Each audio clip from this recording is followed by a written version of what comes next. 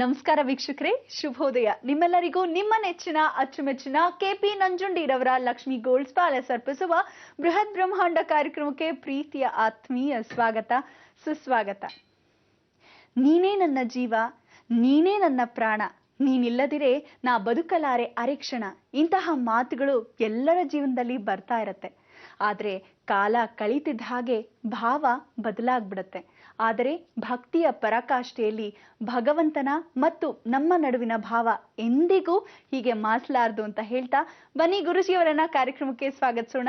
ಶ್ರೀಯುತರು ಶ್ರೀ ಸಂಪೂರ್ಣ ಸನಾತನ ಧರ್ಮ ಸಂರಕ್ಷಣಾ ಸಮಿತಿಯ ಸಂಸ್ಥಾಪಕರು ಹಾಗೂ ಶ್ರೀ ಸಂಪೂರ್ಣ ವರಮಹಾಲಕ್ಷ್ಮಿ ಮಹಾಸಂಸ್ಥಾನದ ವ್ಯವಸ್ಥಾಪಕ ನಿರ್ದೇಶಕರು, ನಮ್ಮೆಲ್ಲರ ಪ್ರೀತಿಯ ಗುರುಗಳು ಶ್ರೀ ನರೇಂದ್ರ ಬಾಬು ಶರ್ಮಾ ಗುರೂಜಿಯವರು.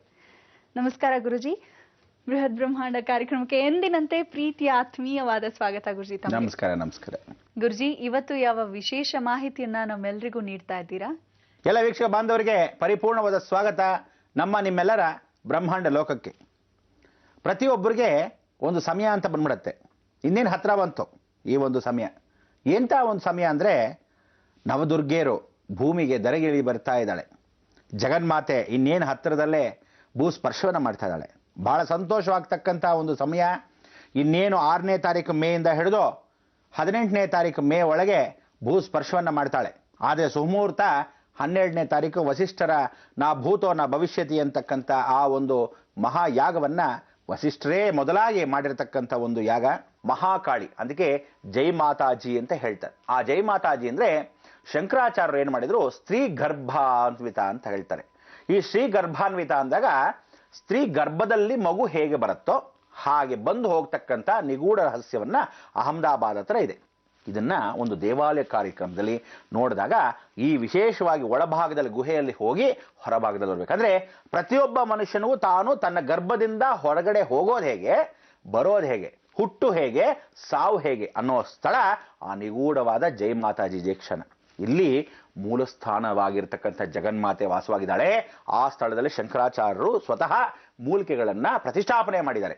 ಇಡೀ ಜಗತ್ತಲ್ಲಿ ಸೃಷ್ಟಿ ಸ್ಥಿತಿ ಲಯ ಅಂತಕ್ಕಂಥ ಇದನ್ನೆಲ್ಲ ಕಾರ್ಯಕ್ರಮಗಳನ್ನ ಜಗನ್ಮಾತೆ ಮಾಡಿದ್ಲು. ಈ ಜಗನ್ಮಾತೆ ಮಾಡಿರೋದ್ರಲ್ಲಿ 64 ಪೀಠಗಳು. ಈ 64 ಪೀಠಗಳಲ್ಲಿ ಶಂಕರಾಚಾರ್ಯರ ಪೂಜಾ ಪುನಸ್ಕಾರ ಮಾಡುವಾಗ ಸತ್ಯವತಿಯಾಗಿದ್ದಾಗ ಸುದರ್ಶನ ಚಕ್ರವನ್ನು ಬಿಟ್ಟಿದ್ದು ಸಾಕ್ಷಾತ್ ಮಹಾವಿಷ್ಣು.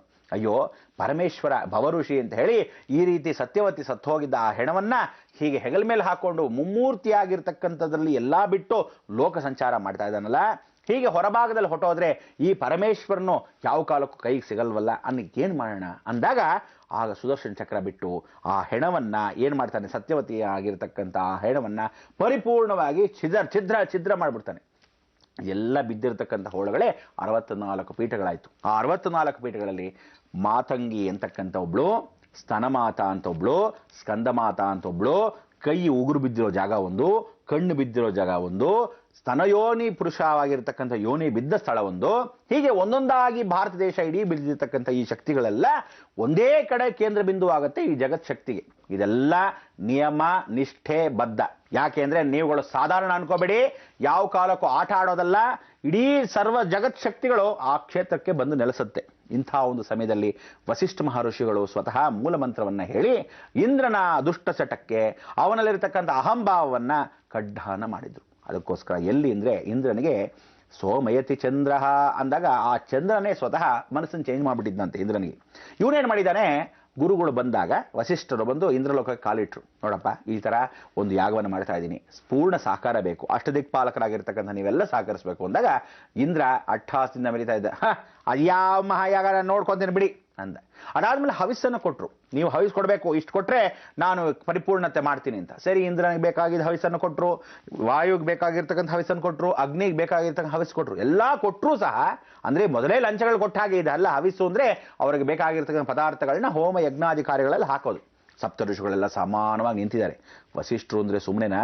ಎಲ್ಲರೂ ಅನ್ಕೊಂಡಿದ್ರು ವಿಶ್ವಾಮಿತ್ರ ಬಹಳ ಕೋಪಿಷ್ಟ್ರು, ದೂರ್ವಾಸ ಮುನಿಗಳು ಬಹಳ ಕೋಪಿಷ್ಟ್ರು, ಭೃಗ ಮಹರ್ಷಿಗಳು ಬಹಳ ಕೋಪಿಷ್ಟ್ರು ಅಂತ. ಆದ್ರೆ ವಸಿಷ್ಠರಿಗೆ ಯಾವ ಕಾಲ ಕೋಪ ಬರ್ತಿರ್ಲಿಲ್ಲ.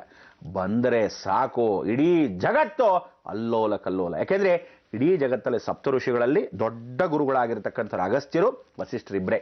ಅದಕ್ಕೆ ವಸಿಷ್ಠರಷ್ಟು ಶ್ರೇಷ್ಠತೆ ಇಡೀ ಜಗತ್ತಲ್ಲಿ ನಾ ಭೂತೋ ನ ಭವಿಷ್ಯತಿ ಅಂಥ ಒಂದು ವಸಿಷ್ಠರು ಸಪ್ತಋಷಿ ಮಂಡಲಾಕಾರದಲ್ಲಿ ನಿಂತಾಗ ಸಪ್ತ ಋಷಿಗಳಲ್ಲಿ ಶ್ರೇಷ್ಠರಾಗಿರ್ತಕ್ಕಂಥವ್ರು ಮೊದಲನೇ ಆಗಿರ್ತಕ್ಕಂಥ ಋಷಿ ಮುನಿಗಳಲ್ಲಿ ವಸಿಷ್ಠರು.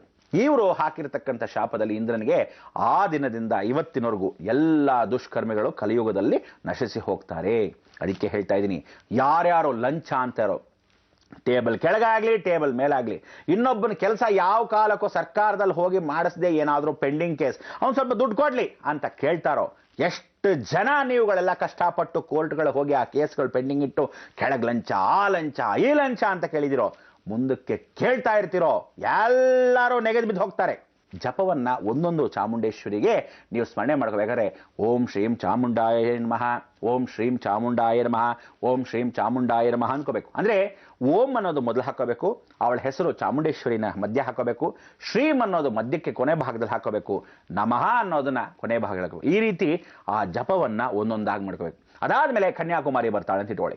ಕನ್ಯಾಕುಮಾರಿ ಓಂ ಶ್ರೀಂ ಕನ್ಯಾಕುಮಾರಿ ನಮಃ, ಓಂ ಶ್ರೀಂ ಕನ್ಯಾಕುಮಾರಿ ನಮಃ, ಓಂ ಶ್ರೀಂ ಕನ್ಯಾಕುಮಾರಿ ನಮಃ ಅಂತ ಹೇಳ್ಕೋಬೇಕು. ಹೀಗೆ ಆ 9 ದುರ್ಗೆಯರು ಏನು ಬರ್ಕೊಂಡಿದ್ದೀರಾ ಪೆನ್ನು ಪೇಪರ್ ತಗೊಂಡು ದಯವಿಟ್ಟು ಹೇಳ್ತೀನಿ, ಆ ಸ್ಥಳದಿಂದ ನಿಮ್ಮ ರಕ್ಷಣೆಗೆ ನಿಂತ್ಕೊಂತಾಳೆ. ಇನ್ನು ರಕ್ಷಣೆಯ ಜೊತೆಗೆ ಏನೇನು ಮಾಡ್ತಾರೆ ಎಲ್ಲ ವಿವರ ತಿಳಿಸ್ಕೊಡ್ತೀನಿ. ಆಟ ಆಡೋ ಆಟ ಎಲ್ಲ ಮುಗಿದೋಯ್ತು. ಇನ್ನೇನಿದ್ರು ಜವಾಬ್ದಾರಿ, ಧರ್ಮ, ಲೋಕ ಕಲ್ಯಾಣಾರ್ಥ, ದುಷ್ಟರ ಧ್ವಂಸ.